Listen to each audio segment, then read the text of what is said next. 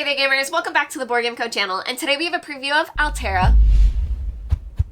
Hey there gamers, it's Professor Meg here, and welcome back to the Board Game Co channel. Today we have a preview of Altera by Ivy Studios. Now this is a current GameFound campaign, so you can check out the link down below for everything that they have planned. This is a sponsored preview, and this is a prototype copy in front of me, so all rules, components, things like that are subject to change. And there's a little bit of tweaking and balancing going on, so definitely check out the page down below for the final up-to-date versions of everything. Now, in Altera, players are going to be competing, but they're not exactly fighting off against each other. Instead, you are performing in an Ascension Festival. So this is a 7-week festival, meaning that the game is going to go over the course of 7 rounds, and each round you're going to be performing in this festival trying to impress the different guilds that are there. So you're going to have the Artisan Guild, you're also going to have the Alchemists and the Merchants, and you're going to be performing these different tasks, and that's all thematically what you're doing. But what you're actually going to be doing is bag building with dice into your own personal bags here, and then you'll be drawing dice to place out your emissaries. And when you're doing this, it's going to gain you some things, but ultimately what you're trying to do the most is gain this influence with the different factions, as you can see on these tracks here, as well as the High Council, which is going to be the green track up at the top. So in the beginning, players are going to have their base dice that they start off with some tier 0 dice as well as some tier 1s, but you're going to be able to add more dice as well as upgrade your dice from tier 1 to tier 2 and then up to tier 3. So these dice are going to get cooler and cooler as you are performing these different actions over the course of these 7 rounds. So normally players are going to have 2 emissaries, meaning that you're going to be placing out 2 different dice each round and then resolving your other dice, but there are ways for you to gain other emissaries and perform some additional actions as well. So with that, let's dive into Altera. Now, in front of you, the board is set up for 4 players, but we only have 1 player board here showing you, so we are currently playing here as House Chaos. So this is going to be our player board, and this is the general game area. So we are halfway through round 1. As you can see, there are emissaries placed out, and that's because I wanted to show you how this would resolve. So we are going to just jump right into things, because in this game there is a lot of iconography, but a lot of it is very intuitive. So I am going to go over general concepts, and I think that will give you a great idea of how to play the game. So starting off with our faction card, this is how we determine what dice we start off with at the beginning of the game. So we start off with 5 of the tier 0, which is going to be the white dice, and then 1 of each of the tier 1s. So we have a red, yellow, and blue in our bag, and that represents the Artisan, Merchant, and Alchemist guilds. So over here, this is our player area, and behind our player screen is the 5 dice that we rolled this round, so that other players aren't able to see what we have, and you also have your other 2 emissaries that you're able to unlock. Now, we did already resolve this 1 die here, and to show you how you would resolve the dice, as you can see, this tile here has a spot for each of the guilds as well as the basic actions. So that is going to directly correspond to the spots on the cards. So the 3 spot here is where this die was placed, and if we had wanted to take, for example, this action here, we would have placed this die here instead. So there are specific requirements for the different places that you are placing them. So as you can see, this die matches exactly with this spot. And that's because this area requires for your die to not only match the guild color, but as well as the icon. So that's why ours matches exactly, but if we had rolled something different, if we wanted to do the guild spot, all we would have needed was our blue die to activate this area here. But as you can see, where we don't have a yellow die, we're not able to go to either of these 2 spots here, and this one would have required that specific symbol. Now, there are the basic actions that players are always able to access, so that's why you are okay that you have those over there, and you also resolve any other dice that you don't use for this emissary placement at the end of the round. So resolving dice is also going to give you a benefit, so there is a reason why you may choose to pass, although it is pretty rare for you not to place out your emissaries. Now, for the first placement of round 1, you can see that the brown player had this symbol die here, the green player had a yellow, and this player had the same die rolled as us. So all of these different emissaries were placed out, and then the players were able to gain the rewards for those respective spots. So whenever you go to a specific guild's area, you will gain influence with that particular guild.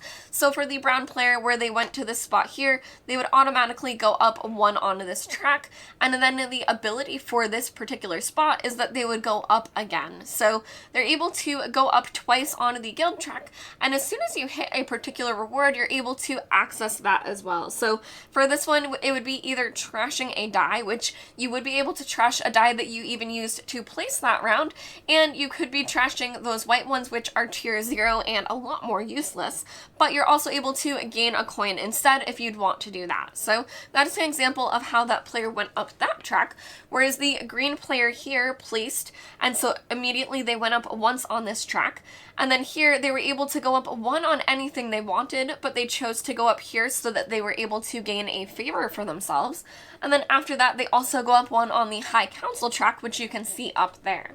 Now, finally, both us and the yellow player resolved our spot, which is going to allow us to go up on this blue track here, but we're able to go up once for placing in this guild, twice for the spot on the card, and then it also allows us to gain a shard, as well as gaining 1 for passing this spot here. So with this card symbol, we would have been able to craft an artifact instead if we had enough shards to be able to do so, but where we only had 1, we gained another shard, and now we have those to hold on to. So you are able to spend these to craft the different artifacts when you have that particular symbol, this one here, but you're also able to sometimes spend shards for other abilities as well. Now, in order to place an emissary in a particular area for the worker placement aspect, you have to have the die to be able to place them there. So you have to be able to slot it onto your player board. But another thing, for any emissaries that are placed after the first ones of any round, it's going to be blocked by any emissaries that are already in those action spaces. So I'm going to show you exactly what that looks like in a moment, but if there's an action that you really want to do, you want to be sure to execute that right away, because it could be blocked off on you in the future. So for example, these spots here are no longer available for other players, so if the green or the brown player did have a blue of this symbol, it wouldn't matter and they wouldn't be able to place in this spot here. However, they would be able to use it for this, they would be able to resolve it at the end of the round, or they would be able to use it on a basic action spot. Now, when players are placing out their emissaries, this part is simultaneous. So if this was the second placement for round 1, we would choose the die that we want to place out, and if we wanted to resolve these ones, which I'll show you what that will look like in a moment, we might choose to take this one and perform one of the basic actions instead. So I am going to place this down here to have us perform a basic action, and then all other players would also slot their dice behind their screens. So you wouldn't know what dice they have available or anything like that, and once all players are ready, that's when you would reveal your player board while keeping any of your dice still hidden. So any dice that you haven't used that round that are currently in your draw pile for your dice, they're still a fair game to keep hidden from other players. So with this spot here, we would be able to place an emissary out onto this spot, and this one is going to allow us to go up on any track twice, and that's going to be really important because at the end of the round, these different guild clashes are going to happen, which is representing our performance for each week that we are performing in. So for this, where we are able to go up 2, we may choose to go up 2 on this track here to tie ourselves with the brown player. Now again, reaching that spot is going to allow us to trash a die or gain a coin, so we would be able to trash this die that we used to place that as well, getting rid of it from our bag, because if you remember what was our original setup, we currently only have these dice left in our bag, so that's going to increase our odds of buying better dice, and you're going to see exactly how we are purchasing dice in just a moment. Now, once all players have deployed all of their emissaries, you're going to reveal and resolve for all players. So this is when we're going to be able to reveal and resolve our remaining dice, and you're going to get everything that is on the symbols on the dice, and for any colored dice, meaning tier 1, 2, or 3, you're going to gain an additional influence, which you're going to be able to use to purchase a dice this round. So here you can see we are going to gain 1, 2, 3 just for this red dice, plus an additional 1 here, which would bring us to 4 on this track here. And our special ability is when we resolve the red dice, which is the artisan dice, we're able to gain 2 extra influence. So we're going to go up to 6 instead. And then finally, to resolve this dice here, that's going to be a coin for us. So going into round 2, we will have our 2 shards as well as our coin. And now we're going to be able to move on to recruiting new dice. So all players would reveal and resolve all of their dice before placing everything over to the discard. Other players would also have influence here as well. And then as you can see from this chart here, you're able to spend influence to purchase dice. So for 2 influence, you're able to purchase a level 1 dice. For 4 influence, you're able to purchase a level 2 dice. For 8 influence, you can purchase a level 3 dice, which are truly amazing, with some of them having 4 symbols on one side. And then finally, the ultimate goal to be able to spend is for 10 influence, you're able to upgrade a die and then also gain a prestige point, which is going to be a final point for you at the end of the game. So that's going to be the very, very top track over there. Players are also not limited to 10 influence. You're going to be able to gain past that and spend as much as you would like during this phase. And for example, you would be able to break it up where we have 6 to spend. We would be able to gain a level 1 as well as a level 2 die, and we would have to choose which guild we wanted to take that die from. Now, finally, before you reset and take your emissaries back, there are going to be these guild clashes. So it's a really interesting mechanic where players are going up on these different guild tracks with influence, and then they're going to be dropping down to 0 as well when these guild clashes happen. So whoever is ahead and in the lead is going to gain a benefit, but then they're going to be reduced to 0. So if you are not in the lead, you're still able to keep working toward your influence with those particular guilds, but otherwise you're trying to compete for these different benefits, and if you're tied with someone for first, you're both going to gain that benefit. So that's an incentive for you to at least match someone else, because then you know that you're getting something while they are as well. Now here where you see that the pink player is tied with the brown player, both of us would win this guild clash for the artisan guild. So the reward for this one here you can see is going to be an objective card, which I'll show you what those are in just a moment, but these are cards that you're going to be gaining throughout the game that will gain you prestige points at the end. But for this track here, you can see that the green, and then both of us would be set back down to 0. So if a player had been at just 1, they would stay where they were, but otherwise anyone who wins the guild clash is going to be reset back down to 0. So for the merchant guild, the green player is going to win this clash, and their reward is going to be to upgrade any tier 0 or tier 1 dice. So that's really helpful where you're able to upgrade either the tier 1s that you started off with or some of those tier 0s to get them out of your bag. And then finally, for the Alchemist Guild over here, both yellow and pink are tied again, so this was a great round for us, but the reward for this one, again, is going to be an objective card. So to show you what those are going to look like, here we have Final Impression, win the final clash. So that's going to be the final clash for the High Council up here, which this one is going to be resolved for this player here. And this one is actually going to reward you depending on where you are for the bracket. So it can award you all the way up to 2 prestige points, but that is going to be rewarded in the same way, and then players will be bumped down. So you are going to be moving up your trackers, both in the influence here that you're going to be spending, as well as your different guild markers. And then anytime a clash is resolved, you will be bumped down to 0, as well as these will always be reduced down to 0 at the end of the round as well. Now, that may seem like a lot, but that was only week 1, so just keep in mind that players are going to be competing over 7 weeks. So you are going to be getting stronger and stronger, where you are going to have these higher tier dice that have multiple symbols on them that are going to be extremely helpful, but these decks for the different guilds also are built out depending on the level that you're at. So the The decks are made out with level 1, 2, and 3 cards, meaning that things are also going to escalate with the different things you're trying to perform as well throughout the game. So you are going to have these 7 rounds where you're trying to gain prestige in-game, but you're also trying to work toward these things like your objectives that are going to give you victory points at the end of the game as well. Now, for the artifacts that players have access to, they are going to have a shard cost that when you have an action with this symbol here, you are able to get the different artifacts, and when you start the game, you set up specific ones where there is a copy available for each player to be able to craft. So these aren't limited, you are able to each have access to them, but there's going to be your shard cost. It's going to give you an ability. So for example, this one is once per round, gain a favor. And then you're able to upgrade them as well to better abilities. Now, sometimes when you craft them as well as when you upgrade them, you'll gain a bonus as well for making them.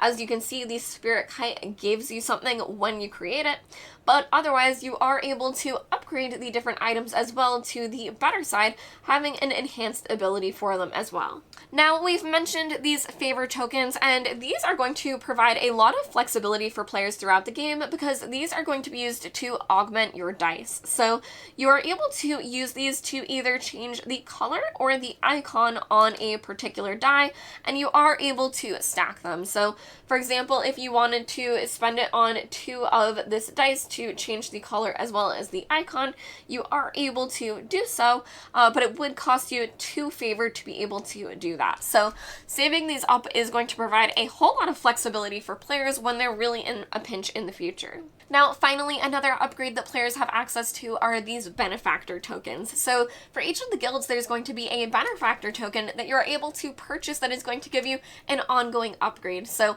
one of them is going to be that 3rd emissary, so that's how you gain a 3rd one throughout the game to be unlocked for you. And then other ones are going to do things such as providing influence for you or providing an additional die roll at the beginning of each round. So when you do purchase these, you will get the ability immediately, and then you'll get it at the beginning of each round going forward. Now, the cost for them is going to change depending on how high you are up on the different influence tracks. So here you can see this one would start off costing 8, then go to 7, then go to 6. So things are going to get cheaper for players as you have a better influence with the different factions, as it makes sense that they are enjoying the different tasks that you are completing for them. So one thing to note with the flavor of the game is that all of these different tasks that you are competing in are going to be very thematic for the different guilds. So here you have the Puppet Theater, the Mimic Showcase, and the Jester's Bout, and that's going to be for the Artisan Guild.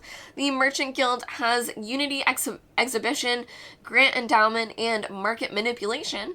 And then your Alchemist Guild over here has Arcane Welding, Conduit Weaving, and Circuit Scribing. So you can see where the different things that you're doing are also very thematic for the different guilds that you are working with.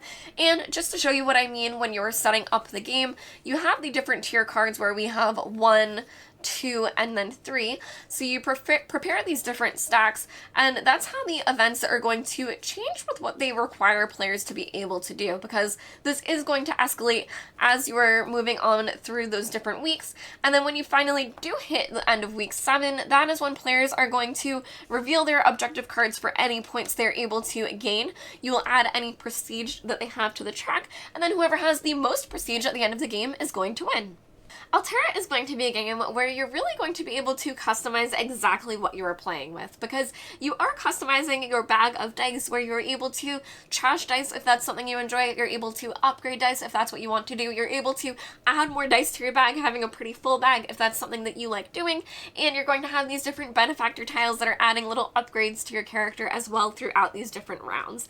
You also have the artifact cards that you kind of have your choice as a player of what tickles your fancy, because there are 6 available, but they're pretty expensive. So depending on what you enjoy doing in a game, you're really able to build out your character over these 7 rounds. But there's also a lot of opportunities for you to pivot and manipulate what's happening, because when you do roll out these dice, whenever you have something that you really want to do, you're going to do that first with your first emissary, because you don't want to be blocked off from being able to go to a particular area. But then after that, you may have to pivot if a certain spot you want to go to is blocked. So you're going to have have the favor tokens where you're able to adjust your different dice and hopefully pivot to the different strategies and use the basic actions as well. But you're also going to have certain actions available to you, like drawing different dice from the bag after you've already drawn your starting 5.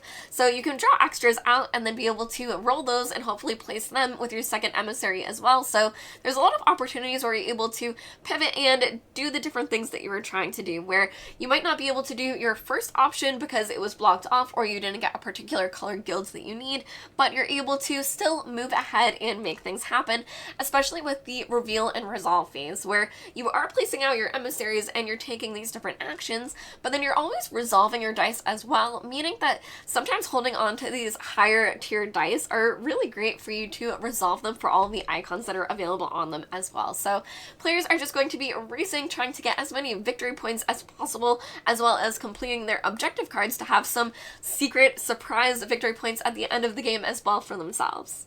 Players are constantly going to be racing up and down these different tracks, where once you are able to win the different guild clashes, yes, you gain the reward, but you are also bumped back down to 0. So you're going to constantly be moving up and down these different tracks, and you're also going to learn that sometimes being second on a track is very helpful as well, because that's going to allow you to get pretty high on that track for the next round, but you're not going to be bumped back down to 0 because you know that there's someone ahead of you on that track. So this has been a preview of Altera by Ivy Studios. You can check out the GameFound link down below for everything that they have planned. I've been Professor Meg, and I'll see y'all next time.